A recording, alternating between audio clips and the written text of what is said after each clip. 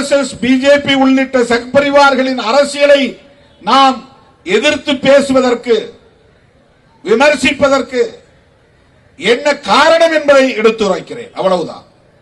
அருமை தோழர்களே, இந்த SIR என்பது புதிதாக அறிமுகப்படுத்தப்பட்டிருக்கிறதா என்றால் இல்லை, ஏற்கனவே நடைமுறைப்படுத்தப்பட்டிருக்கிறது என்பது இப்போது ஆய்வுகளில் நமக்கு தெரிய வருகிறது. 2002ஆம் ஆண்டு என்கிற ஒரு எல்லையை அவர்கள் நிர்ணயம் செய்திருக்கிறார்கள், தீர்மானித்திருக்கிறார்கள்.